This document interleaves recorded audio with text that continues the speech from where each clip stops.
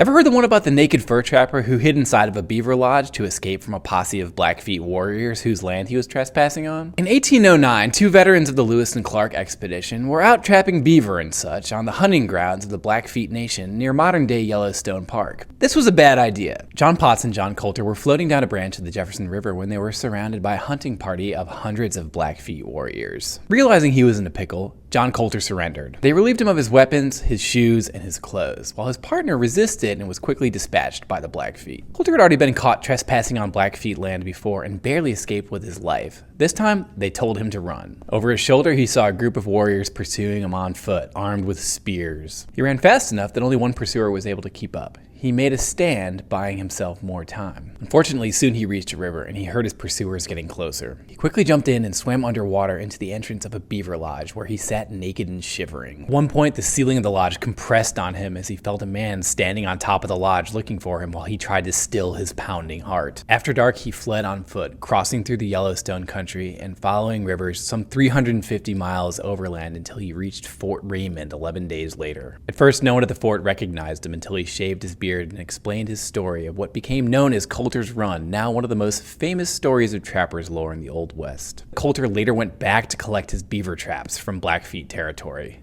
This guy did not learn his lesson.